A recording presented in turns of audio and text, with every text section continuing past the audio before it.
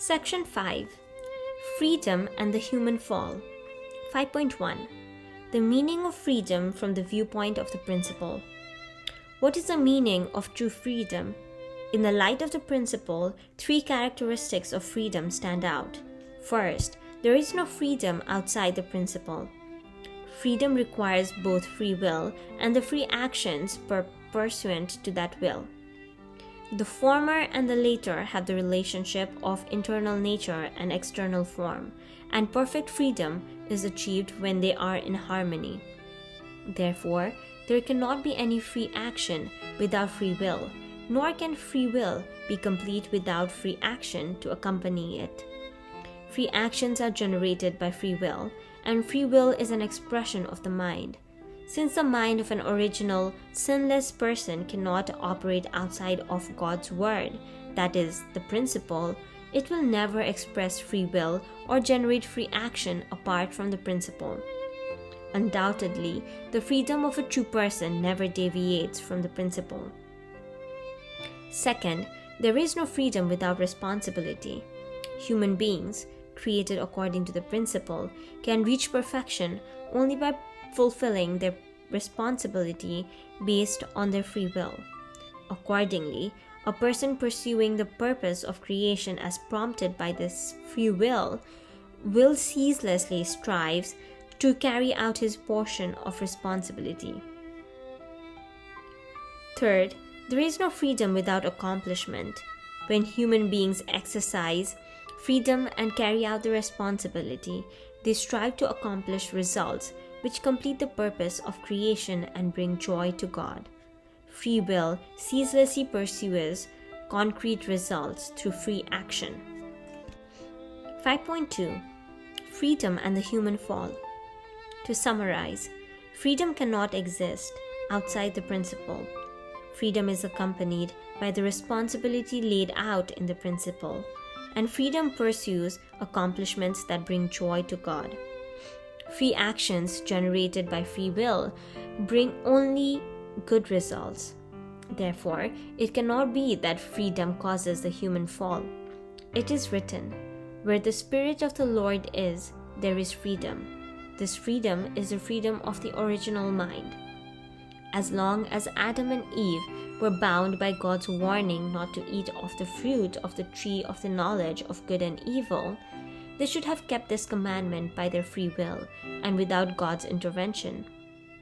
Certainly, the freedom of their original mind, which is inherently responsible and seeks the good, was prompting them to obey it. When Eve was about to deviate from the principle, the freedom of her original mind aroused fear and foreboding in her in an attempt to prevent her from deviating. Ever since the fall, this freedom of the original mind has been working to bring people back to God. Working in this way, freedom could not possibly have caused human beings to fall. Rather, the human fall was caused by the stronger power of unprincipled love, which overwhelmed the freedom of the original mind. In truth, human beings lost their freedom as a result of the fall. Yet, even fallen people possess intact a seed of their original nature which seeks freedom, and this makes it possible for God to carry on the providence to restore it. With the progress of history, people have been ever more jealously aspiring for freedom, even at the cost of their lives. This is evidence that we are in the purpose of restoring our freedom, long lost due to Satan. The purpose of our search for freedom is to facilitate the accomplishment of our God-given responsibility, which is essential for fulfilling our purpose of creation. 5.3. Freedom, the Fall, and Restoration. It is true that human beings were free to relate with angels, who were created to minister to them. However, ever since Eve's heart and intellect were still immature, when she was tempted by the angel, she became confused emotionally and intellectually. Although the freedom of her original mind induced in her a sense of foreboding, because the power of love between her and the angel was stronger, she crossed the boundary and fell. No matter how freely Eve was relating with the angel, if she had maintained unwavering faith in God's commandment and not responded to the angel's temptation, then the power of unprincipled love would not have been generated, and she would not have fallen. Therefore, despite the fact that freedom permitted Eve to relate with the angel and brought her to the brink of the fall, what pushed her over the brink was not freedom, but the power of unprincipled love. Since Eve was created to interact in freedom with the angels, she naturally related with Lucifer. Yet, when Eve and Lucifer formed a common base and engaged in give-and-take action, the power of the unprincipled love which was generated caused them to fall. Conversely, since fallen people can also relate with God in freedom, if they followed the words of truth, form a common base, and engage in give-and-take action with Him, then the power of principled love can revive their original nature. Indeed, the freedom of the original mind yearns to cultivate fully the original nature. Hence, people in every age have been desperately crying out for freedom. Due to the fall, human beings became ignorant of God and His heart. This ignorance has rendered the human will incapable of striving toward goals which are pleasing to God. As God has given spirit and truth, meaning internal knowledge and external knowledge, to fallen people according to the merit of the age, in the providence of restoration, their heart, which yearns for the freedom of the original mind, has gradually been revived. In step with this progress, their heart toward God has also been restored, strengthening their zeal to live according to His will. Moreover, as aspirations of freedom mount in intensity, people will demand a social environment conducive to this realization. When the social circumstances of an era cannot satisfy the desires of freedom-loving people, revolutions will inevitably erupt. The French Revolution in the 18th century is one example. Revolutions will continue until true freedom has been fully restored. Chapter 2, Section 6. The reason God did not intervene in the fall of the first human ancestors. God, being omniscient and omnipotent, must have known about the deviant acts of the first human ancestors which were leading to their fall, and was surely capable of preventing them from carrying them out. Why then did God not intervene to prevent the fall? This is one of the most important unsolved mysteries of the ages. We can put forward the following 3 reasons why God did not interfere with the human fall. 6.1. To maintain the absoluteness and perfection of the principle of creation. In accordance with the principle of creation, God created human beings in His image, with the character and powers of the Creator, intending that they govern over all things as He governs over humankind. However, for human beings to inherit the creative nature of God, they must grow to perfection by fulfilling their portion of responsibility. As explained above, the period of their growth is the realm of God's indirect dominion, or the realm of dominion based on accomplishments through the principle. While people are still in this realm, God does not directly govern them because He wishes to allow them to fulfill their own portion of responsibility. God will govern them directly only after they have reached full maturity.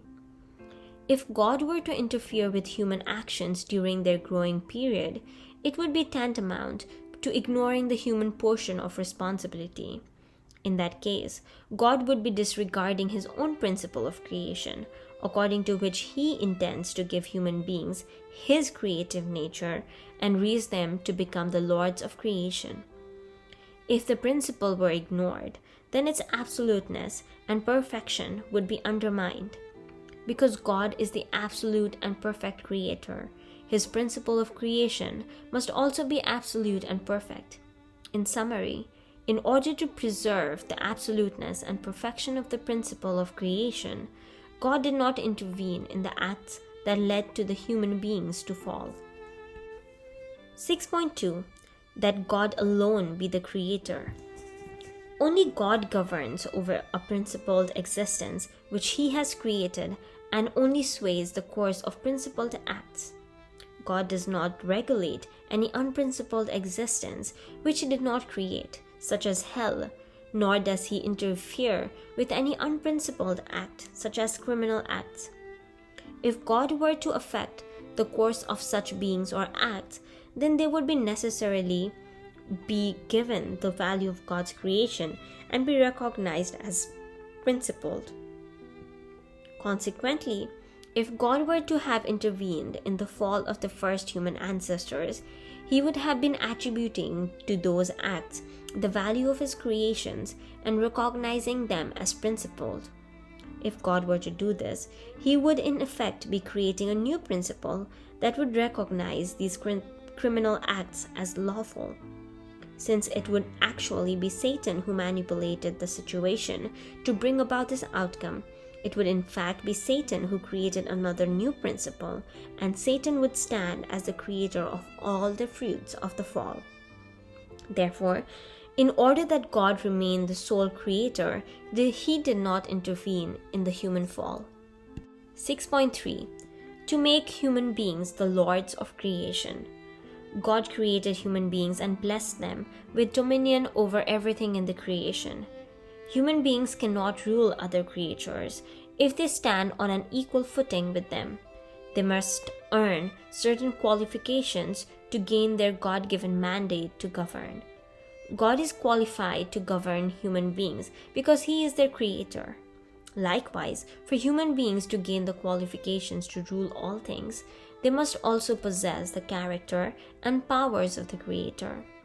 In order to give them creatorship and make them worthy to govern all things, God has human beings perfect themselves by accomplishing their own portion of responsibility until the end of their growing period.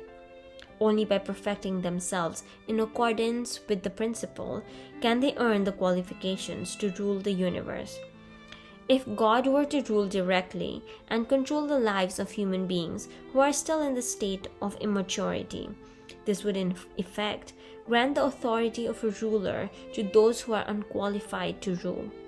That is, it would have the effect of granting this authority to those who have not yet fulfilled the responsibility or earned God's creatorship. It would contradict God's principle because He would be treating an immature person as if he were mature. God, the author of the principle, would be disregarding His own principle of creation, which He established in order to enable human beings to inherit the nature of the Creator and govern the creation. Consequently, it was in order to bless human beings as the lords of creation that God had to restrain Himself from intervening in the acts of immature human beings as He watched with trepidation their tragic fall. End of chapter 2.